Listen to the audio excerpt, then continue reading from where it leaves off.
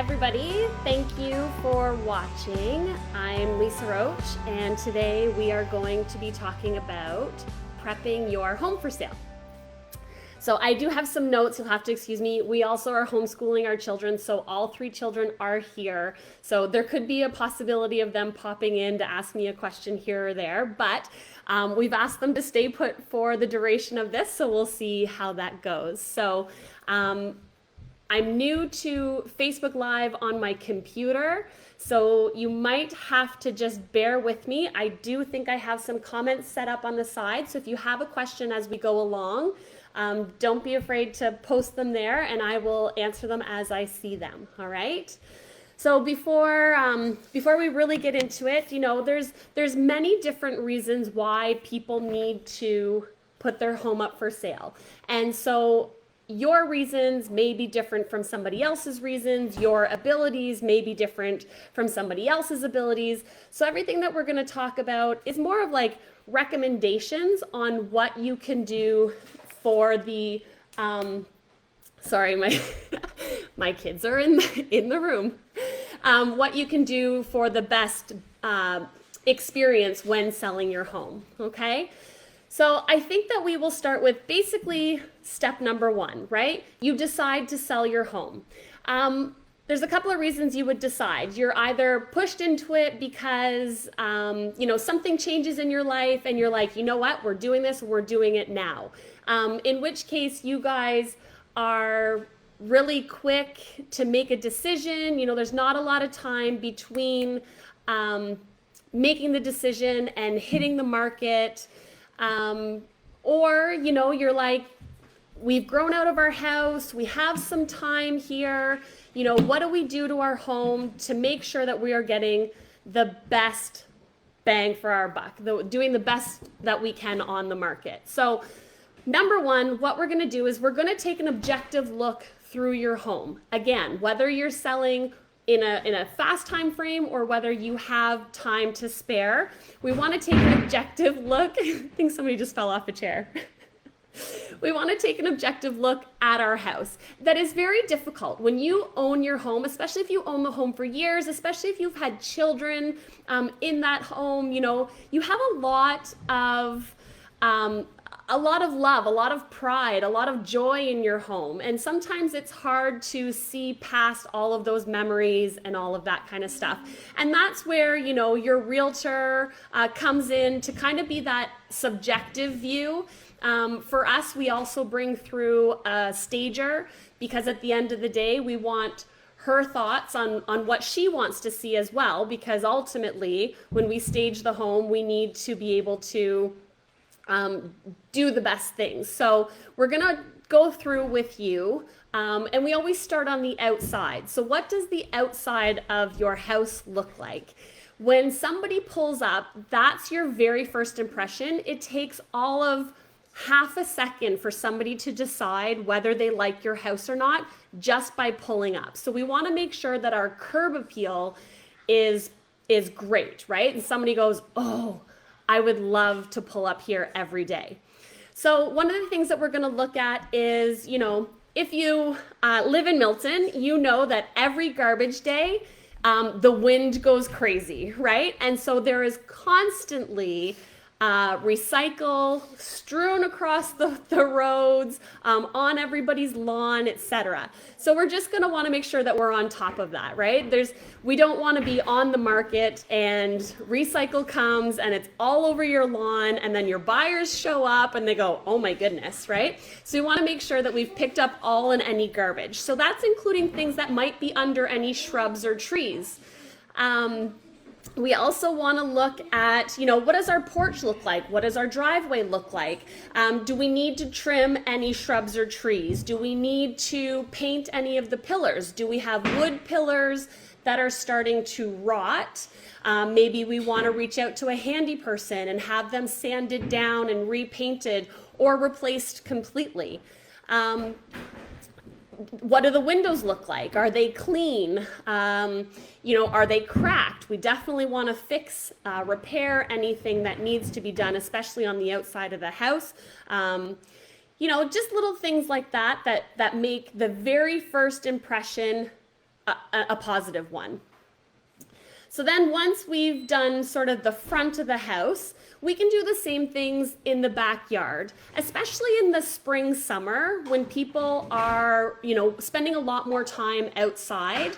They want to be able to see a backyard that looks inviting. It doesn't have to be over the top, full of upgrades, decks, pergolas, pools, cabanas, all that kind of stuff. But as long as it's inviting. So if you have a backyard, sometimes clients with pets, right? When your pets go in the backyard and they do their business, sometimes your grass doesn't come back as nice as if you didn't have pets. So sometimes a good option is to talk to a landscaper and say, can we pull up all the weeds? Can we get some new sod laid down? What else can we do to the backyard to make it very inviting for people? Some people have painted fences. When was the last time the fence was painted? Or even your deck, if you do have a deck, maybe you stained it. Over time, all those things start to wear and chip off. So what does that look like, and how can we fix that to make it look like the most inviting space for somebody wanting to live in your home? So once we've taken care of all the things outside, we want to obviously do a very subjective look on the inside. One of the first things that we're going to do is we want to declutter, depersonalize, organize. When you're living in a home, at least for us, I know that this is kind of a thing for us. And just a sidebar here, we got a new dog and she's this big.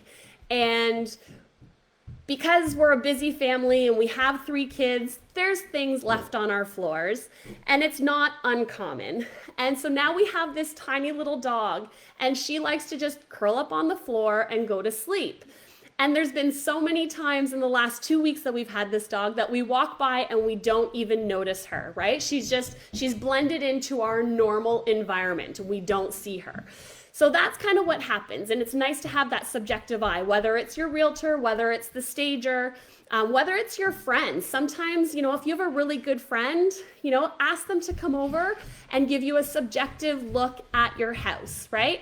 So we want to declutter. We want to take all the excess stuff out. If you have big furniture, if you have lots of trinkets, like if you collect things, and depersonalizing would be removing all of your family pictures and personal items that make the home your home.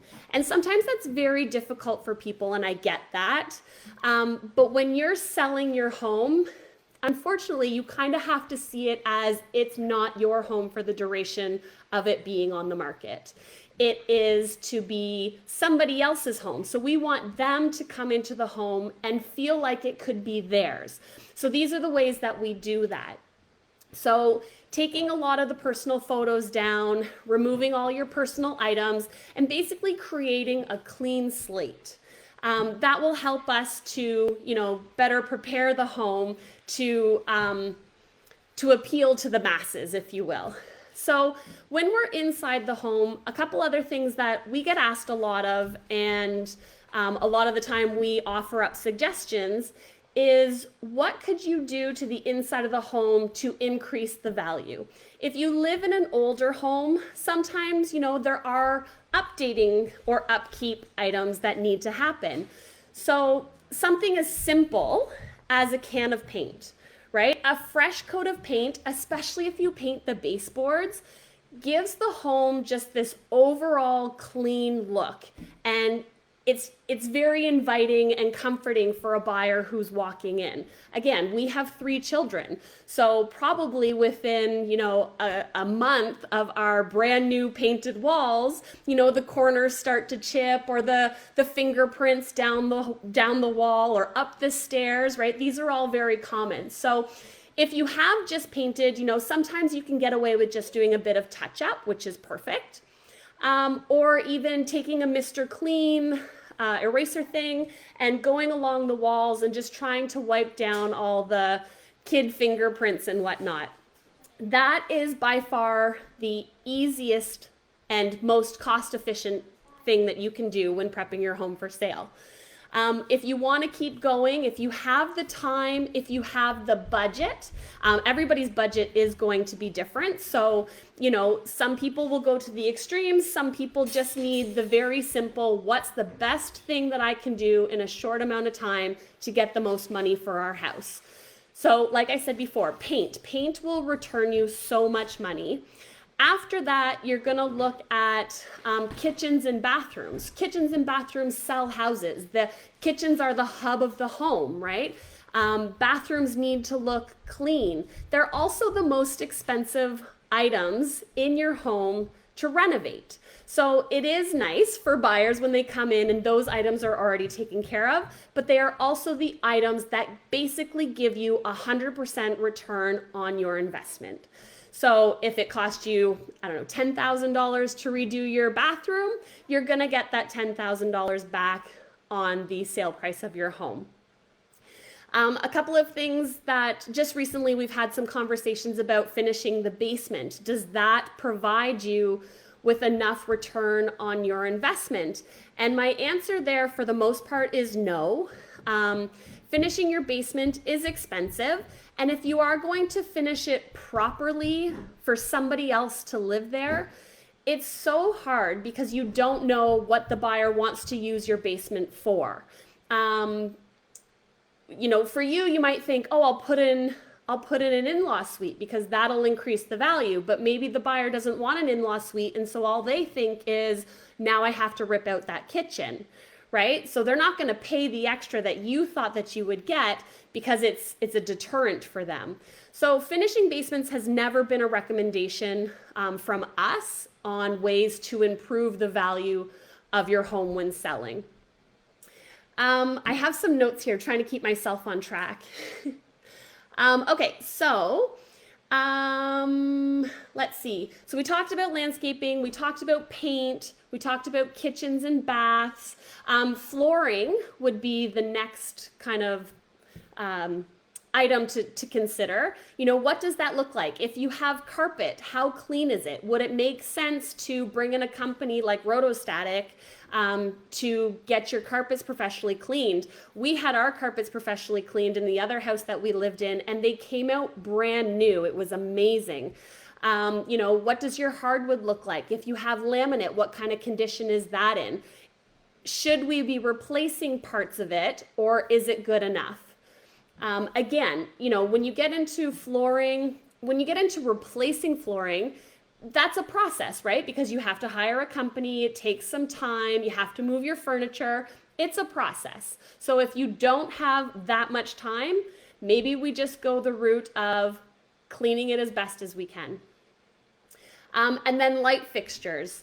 So a lot of us have purchased brand new homes or builder homes that have the very basic lighting packages, the globes on the ceiling, the semi-flush mounts.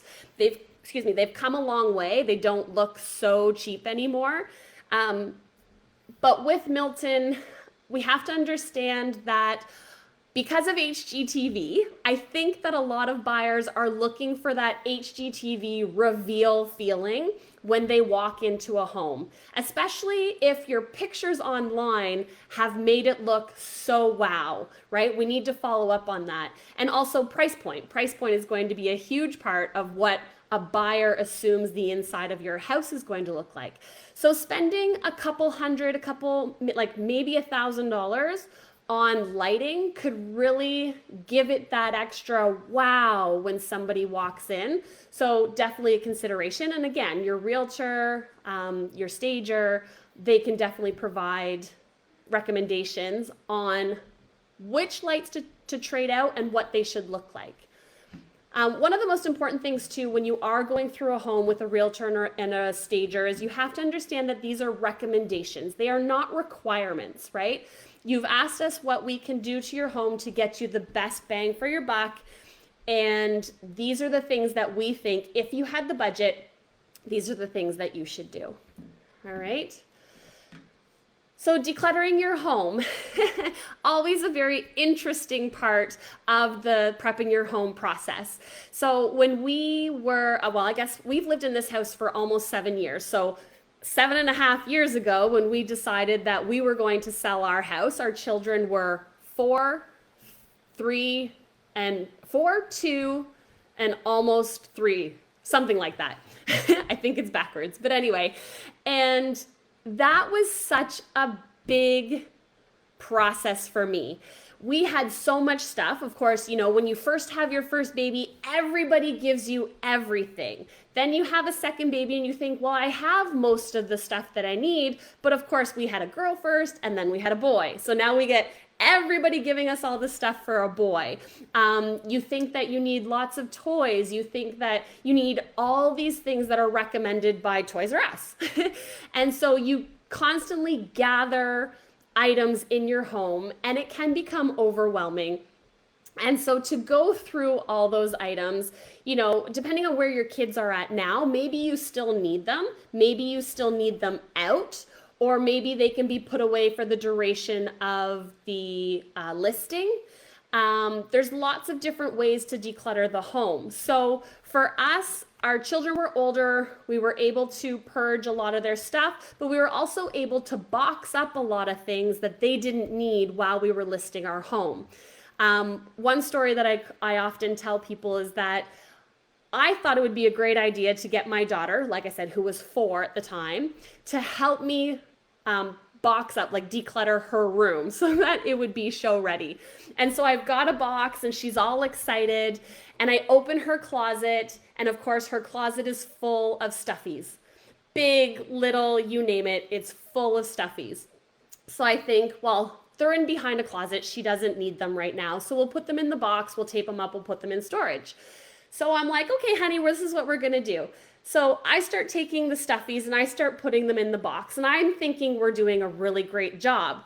And I think it was like pull here, box here, and Caitlin's over here pulling out of the box. She's like, no, you can't give that away. She didn't understand that I wasn't giving them away. I was just boxing them up so that we can move it to the other house. So decluttering with children is an interesting process. It's difficult, but it's, you want them to help because you want them to be a part of the process. But sometimes it's easier to do when they're not around or they're asleep. But on that note, if you've worked all day and you come home, oh my goodness, the last thing you probably want to do is spend all this time decluttering your house after your kids have gone to bed. You're probably exhausted and you just want to put your feet up and maybe have a glass of wine or, have a bath or just chill.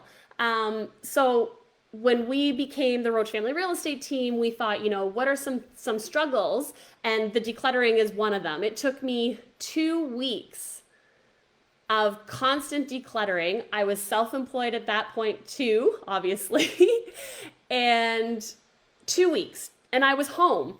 And it was the longest 2 weeks. The house looked great when I was done, but most people can't wait 2 weeks to get their house ready to hit the market.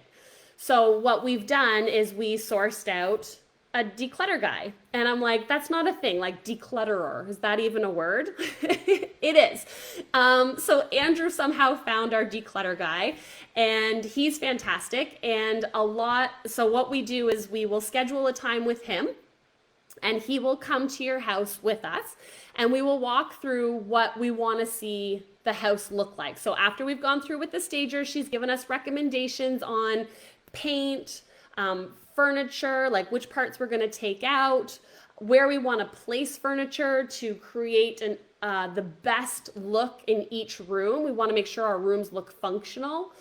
So sometimes that requires us to move furniture around. We bring in our declutter guy and we walk through and we say, this room needs to do this room needs to do that. And he's great. And he's a workaholic and he's there for, I don't know, maybe 4 or 5 hours, something like that. But the amount of work that I got done in 2 weeks, he gets done in that 4 or 5 hours. And I think that that's really important. It takes a lot of stress off of our sellers' plates. And it's depersonal, right? Because he's not invested in all these things. He doesn't want to hold on to them and think, oh, remember when, whatever. So I think maybe that, I don't know if that's just a girl thing, but that's, you start thinking about you pull out a baby shirt and you think, oh, remember when she wore that? That was so cute. This was my favorite item. And now you spent 5 minutes with this one item, right? That's what takes so long. So our declutter guy comes in and he gets this done for us, and he gives us that clean slate. He'll move the furniture that the stager has recommended that we move, and then we're pretty much ready to transform the home into something emotional and inviting and warm and HGTV ready. I'm just going to double check my notes, make sure I'm not forgetting anything on that. So we talked about different changes in the home. So also, I guess I should talk about curtains, right?